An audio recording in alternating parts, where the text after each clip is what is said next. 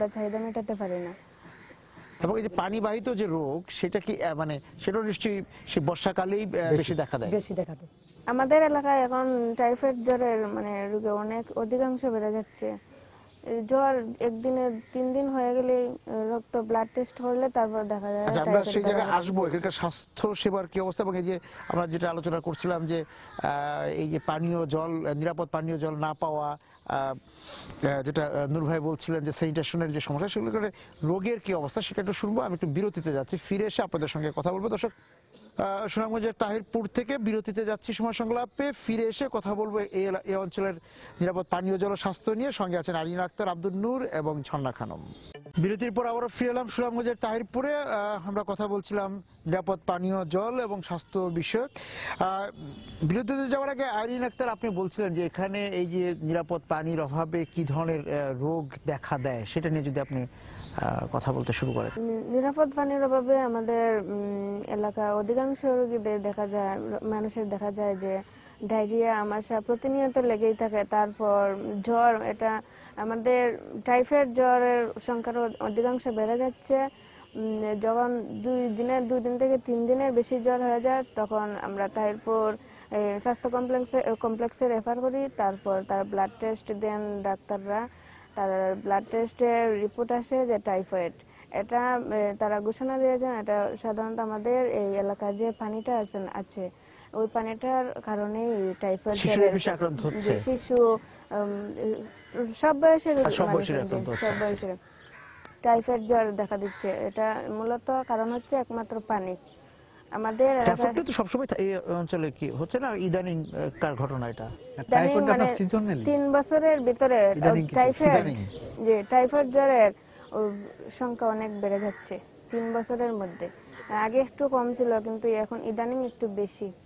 যে নূর ভাই, আপনি যদি বলেন যে টাইফয়েডের সঙ্গে যোগ করেন বা আসলে আপনার তাহিরপুর উপজেলার মধ্যে আপনার 2টা ভাগ। একটা ভাগ হলো আপনার পাহাড়ি অঞ্চল, একটা হলো হাওর অঞ্চল। হাওর অঞ্চলের দিকে আপনার টাইফয়েড, আর উত্তর অঞ্চল যেটা পাহাড়ি অঞ্চল, এই এলাকা ম্যালেরিয়া। ম্যালেরিয়ার জন্য এখন ম্যালেরিয়া আপনার কিছু কমছে, ম্যালেরিয়া প্রাদুর্ভাব কিছু কমছে। এই জন্য ওই যে আপনার মশারি ম্যালেরিয়ার প্রোগ্রামে একটা কাজ করে, একটা প্রজেক্ট আছে। এই প্রজেক্ট আপনার মশারির মাধ্যমে ম্যালেরিয়ার মোটামুটি নিয়ন্ত্রণে আনছে। আর উপজেলা স্বাস্থ্য কমপ্লেক্সের মাধ্যমে আপনার এই যে রক্ত পরীক্ষা, এই রক্ত পরীক্ষার মাধ্যমে যদি আপনার সঠিক সেবাটা দেওয়া হয় বা চিকিৎসাটা দেওয়া হয়, তাহলে এটা থেকে উত্তরণ হওয়া সম্ভব আর কি। আপনার টাইফয়েড যেটা, এটা থেকে টাইফয়েডের প্রকোপটা এই যে 3 বছর যাবত দেখা দিল কেন? আপনার কাছে কি মনে হয়? আপনি তো এই বিষয় নিয়ে কাজ করেন। এটা আপনার ওই যে পানির সমস্যা তো আগেও ছিল, পানিবাহিতই। হ্যাঁ, পানির সংকট তো আপনাদের এলাকায়, নিরাপদ পানির সংকট আগে থেকেই ছিল। হ্যাঁ ছিল। তো আগের যুগের মানুষ আপনার এটা মানে মিনিমাইজ করতে পারছে। আর এখন যে সমস্ত মানুষ আমরা আমাদের পরবর্তী যে সমস্ত প্রজন্ম আছে, এরা কিন্তু আপনার তেমন সহনশীল না। তাদের শরীরে আপনার তেমন প্রতিরোধক তেমন কিছু নাই। এখন তো সবাই আপনার যে সমস্ত খাবার খায়, এগুলো আপনার মানে মানসম্মত খাবারের মতো না। আগের মানুষ আপনার মাছ, মাংস, ডিম সব শরীরের রোগ প্রতিরোধ ক্ষমতা কমে গেছে। এই জন্য আপনার এই সমস্ত রোগগুলো আপনার খুব তাড়াতাড়ি আক্রমণ করে। আপা কি বলেন ঝর্ণাপা, যে এই যে যেটা বললেন, হ্যাঁ আইনাপা এবং নূর ভাই যেটা বললেন, যে আপনিও কি একই পরিস্থিতির মুখোমুখি? একই পরিস্থিতির মুখোমুখি। একই এলাকা, মনে করেন আমরা একটু ওজানে আর কি পাহাড়ের সাইডে, আর তারা জন্য একটু আহারের সাইডে। পাহাড়ের দিকে কি ম্যালেরিয়া আছে?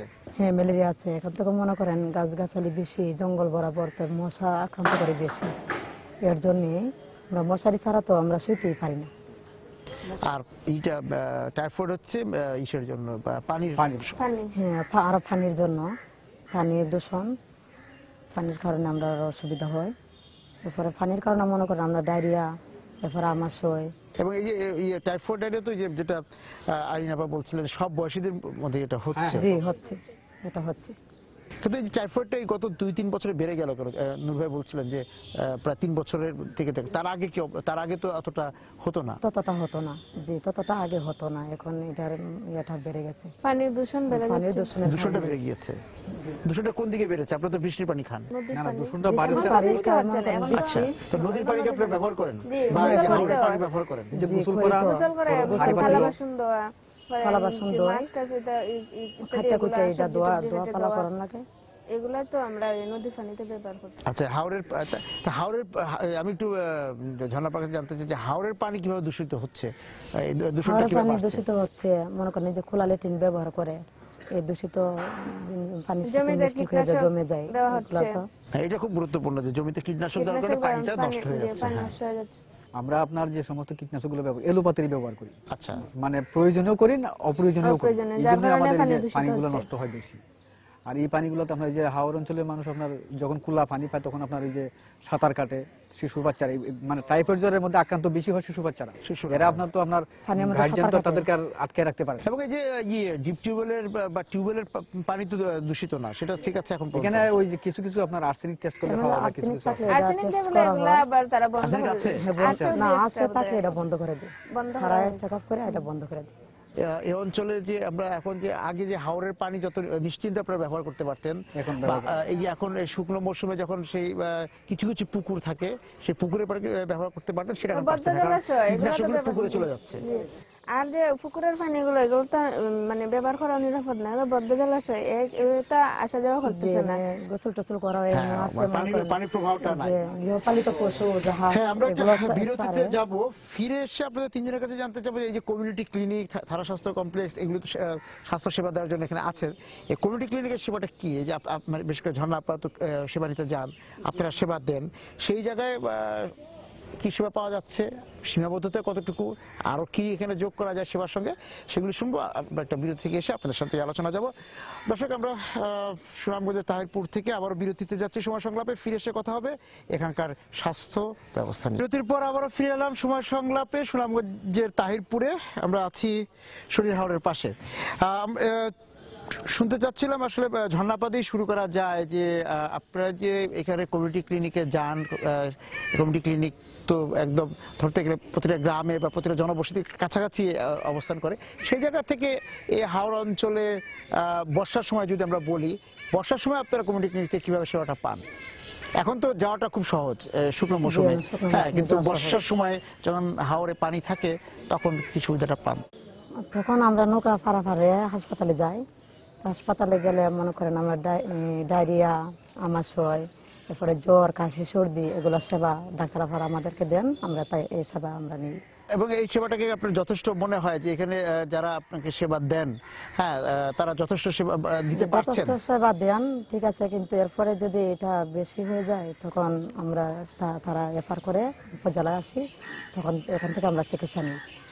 আর যতটা সম্ভব যদি বেশি না হয় এখানের চিকিৎসায়, যে কমিউনিটি ক্লিনিকের চিকিৎসায় আমাদের পরিবেশটা কিরকম লাগে, যে সেখানে স্বাস্থ্যকর পরিবেশ কিনা, পরিষ্কার পরিচ্ছন্ন কিনা? হ্যাঁ, পরিষ্কার পরিচ্ছন্ন ছিল না, ঠিক আছে, কিন্তু ইদানিং পরিষ্কার পরিচ্ছন্ন হয়েছে। যে আমরা টিউবওয়েল ছিল না, পানির ব্যবস্থা ছিল না, স্যানিটারি ল্যাট্রিন ছিল, ঠিক আছে, কিন্তু পানির জন্য আমরা এটা ব্যবহার করতে পারতাম না। অনেক দূর দূরান্ত থেকে মনে করেন আমরা গেলে, বা আমরা সাথে বাচ্চাগুলো যাইতো, গেলে প্রস্রাব পায়খানার সময় হলে এটা তো আর ইয়ে করে না, তখন আমরা পানি পাইতাম না। এখন আমরা পানি পাইছি, মনে করেন সোলার দিয়ে মোটরে পানি তোলা হচ্ছে।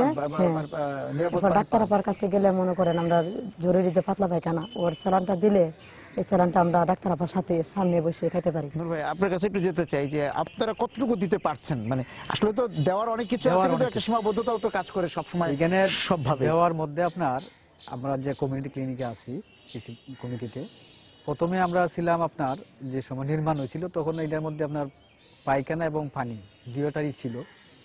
তো কিছুদিন ব্যবহার করার পরে এগুলো অচল হয়ে গেছে। তো অচল হওয়ার পরে দেখা গেছে যে আপনার বেশ কিছুদিন আমরা এটা নিয়ে আপনার দৌড়াদৌড়ি করলাম, গাটাগাটি করলাম, করার পরে আপনার ইউনিয়ন পরিষদের মাধ্যমে এবং হেলথ ইন ওয়াশ ইরাও যে একটা প্রকল্প, ওয়াটার ইট বাংলাদেশে আপনার অর্থায়ন করছে, তাদের মাধ্যমে আপনার আমাদের যে সোয়ালা কমিউনিটি সেন্টারটা, এটাকে আপনার পূর্ণ সংস্কার করা হয়েছে। এখানে আগে যে রোগী ছিল বা যারা সেবা নিতে আসতো, তাদের খুব কষ্ট হইতো আপনার এই যে পানি এবং পয় নিষ্কাশনের বিষয় নিয়ে। তো এখন এটা সংস্কার করার পরে এখন রোগীর সংখ্যাও বাড়ছে, পাশাপাশি আপনার সেবার মানও বাড়ছে। কতগুলো কমিউনিটি ক্লিনিক আছে? 16টা। আচ্ছা আচ্ছা। হ্যাঁ, তাহিরপুর উপজেলাতে আমি চাই যে প্রত্যেকটা ওয়ার্ডে একটা করে কমিউনিটি ক্লিনিক হোক, যেহেতু আপনার জনবসতি ঘন, এবং এই ক্লিনিকগুলোর মধ্যে যদি আপনার 10 শয্যা বিশিষ্ট একটা মিনি হাসপাতালের মতো করা হয়, তো এখানে আপনার চিকিৎসা সেবাটা আরো একটু ভালো হয়, কারণ এখানে দরিদ্র এবং হতদরিদ্র মানুষের বসবাস। একটি কমিউনিটি ক্লিনিকের আওতায় কতজন? 6,000 এখন তো দ্বিগুণ হয়ে গেছে। এখন দেখুন 6,000-এর অনেক বেশি। এখানে যে আমি একটু আরিন আপার কাছে যাই, যে এই সেবা নিতে মানে যে রোগীরা আসে তারা কোন ধরনের রোগী, আপনারা কতটুকু সেখানে সেবা দিতে পারছেন? যে আমাদের কমিউনিটি ক্লিনিকে প্রাথমিক চিকিৎসা দেওয়া হয়, যেমন সর্দি, জ্বর, কাশ, আমাশা, ডায়রিয়া। আপনি যে এই রোগ প্রতিরোধের জন্য তো আপনারা কাউন্সিলিং করেন না, যাতে এই রোগটা না হয়, যে আগে থেকে সাবধান যাতে হয়, পরিষ্কার পরিচ্ছন্নতা। হ্যাঁ, পরিষ্কার পরিচ্ছন্নতা কাউন্সিলিং দিয়ে থাকে, যেন পরিষ্কার অপরিষ্কার আমাদের সব রোগ জীবাণুর বাসা।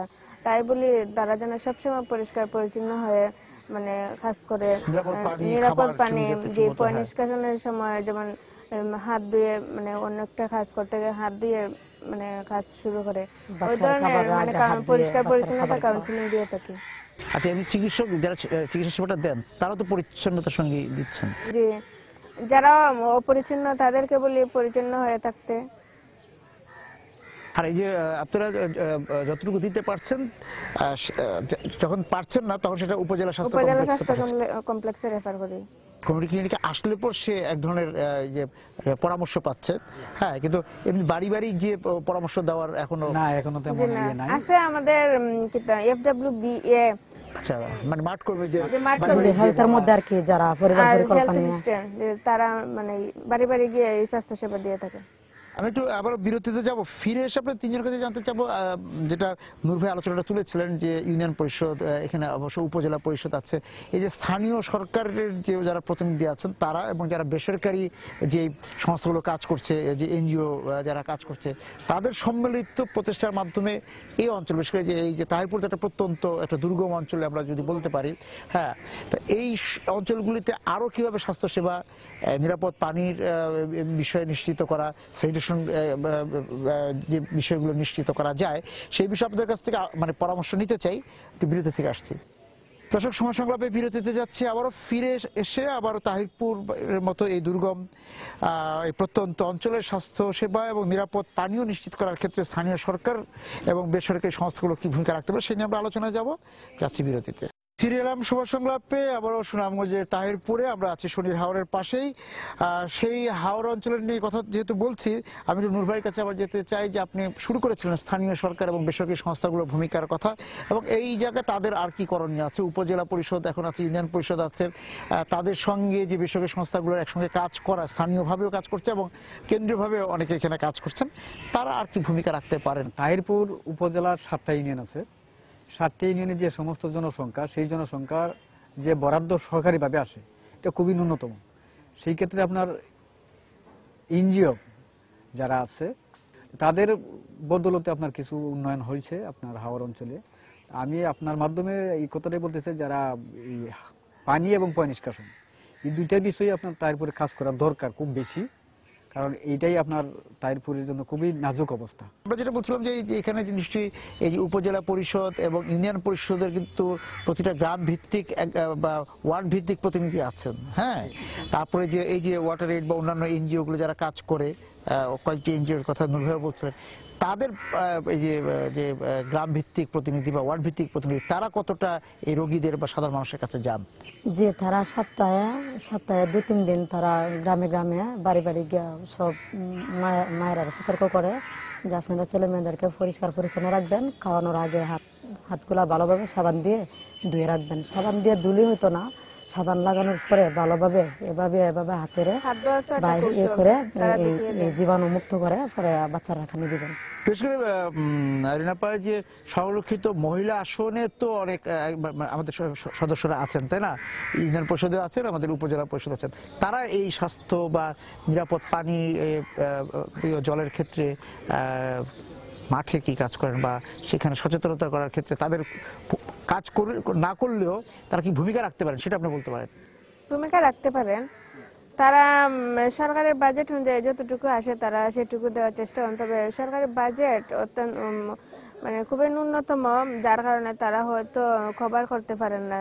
মানে আমাদের চাহিদাই 100, যদি আসে 20টা, তবে তারা আর তো 80টার চাহিদা থেকে মানে থেকেই যায়, যার কারণে হয়তো তারা মানে এটা কভার করতে পারে না। মানে ইচ্ছে থাকলেও ইচ্ছে থাকলেও করা সম্ভব ইচ্ছা থাকলেও সম্ভব হয় না।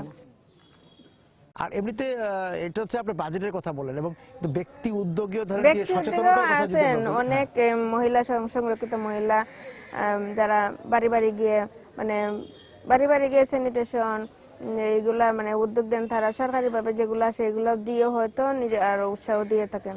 যে এই যে যেটা বললাম যে সংরক্ষিত আসনের যে মহিলা সদস্য তাদের কি ভূমিকা আপনি তাদের চাচ্ছেন? ভূমিকা, তাদের আসলে এই এলাকাটা আপনার, আমি প্রথমেই বললাম যে এলাকাটা খুবই মানে শিক্ষিত হার খুব কম। সেক্ষেত্রে যে সমস্ত সংরক্ষিত মহিলা আসনের সংরক্ষিত মহিলা মেম্বার অথবা সংরক্ষিত মহিলা আসনের যারা সদস্য, এরা কিন্তু আমরা তেমন অভিজ্ঞতা সম্পন্ন না, তাদের দায়িত্ব কর্তব্য সম্পত্তি তারা তেমন একটা অবহিত না। সেই ক্ষেত্রে তারা আপনার ওই যে ইউনিয়ন পর্যায়ে যে সমস্ত মিটিং গুলো আছে এগুলাতে তারা জয়েন করে, পাশাপাশি দুই যে যায় তাহলে গ্রামে দুই চারজনের কথা একটু বললো, আর নাইলে তো আপনার তাদের দায়িত্ব এড়িয়ে চলে আর কি। এই একটা বিষয়, তাদের কি আপনার আগে দক্ষতা উন্নয়নের প্রশিক্ষণের দরকার। এবং যে উপজেলা স্বাস্থ্য কমপ্লেক্স এবং কমিউনিটি ক্লিনিক এই দুই পক্ষের মধ্যে সমন্বয়টা কিরকম? এটা হলো সমন্বয়টা আপনার এই যে তাদের কাছে যদি কোনো রোগী আমাদের মধ্যে সমন্বয় আছে ভালো। আমরা যখন আমাদের চিকিৎসার আওতার বাহিরে থাকে তখন আমরা উপজেলা স্বাস্থ্য কমপ্লেক্সে রেফারেল করি। তারা আন্তরিকতার সহিত তারা এগুলা দেখে থাকেন, রোগী দেখে। আচ্ছা, আর ওষুধের কথা বলেন যে একদম পর্যাপ্ত ওষুধ আপনারা পাচ্ছেন কিনা? জি না, ওষুধটা ঠিক মতো পাওয়া যাচ্ছে না। মনে করেন আগে 6,000 মানুষের ওষুধ আসতো, না তো মানুষ দ্বিগুণ বেড়ে যাচ্ছে। মানুষ ওষুধ লয়ে গেলে ওষুধ না পেলে তারা বিরক্ত হয়, ডাক্তার আপারার অনেক কথাবার্তা বলে যে আমরা ওষুধ পাই না, সে ধরনের তারা বুঝালেও তারা বুঝতে চেষ্টা করে না। আমি যে ক্লিনিকে আছি ওই ক্লিনিকে একটু বেশি রোগী হয়, যার কারণে আমি ওষুধ দিয়ে মানে কভার করতে পারি না। অনেক হয়রানি মানে অনেক কথার শিকার হতে, কিন্তু কিচ্ছু করার নেই, শুনতেই হবে। হচ্ছে যে মোটামুটি আগে যে আপনি যেটা বলছিলেন বা আপনারা তিনজনই বলছিলেন যে নিরাপদ পানি বা স্যানিটেশনের যে জায়গা, সেই জায়গায় একটা উন্নতি এসছে, সেই জায়গায় একটা পরিবর্তন এসছে। পরিবর্তন আছে, আরো হওয়া দরকার, হ্যাঁ মানে পর্যাপ্ত নয়। আপনাদের তিনজনকে ধন্যবাদ আজকে এই তাহিরপুরে আমাদের সঙ্গে যোগ দেওয়ার জন্য। দর্শক যারা ছিলেন আজকে তাহিরপুরের আমাদের এই স্বাস্থ্য সেবা এবং নিরাপদ পানীয় জলের বিষয়ে যে আমরা আলোচনা করলাম এবং জানার চেষ্টা করেছি যে স্থানীয়ভাবে যে তাহিরপুরের মতো একটি প্রত্যন্ত অঞ্চলের মানুষ কিভাবে নিরাপদ পানি কতটুকু পাচ্ছে, কেন পাচ্ছে না, এবং তাদের স্বাস্থ্য সেবা বিষয়। আগামীকাল আমরা আরেকটি প্রত্যন্ত অঞ্চল খুলনার দাকোপের স্থানীয় বাসিন্দাদের সঙ্গে কথা বলবো। দেখা হবে আগামীকাল সময় সংলাপে খুলনা থেকে।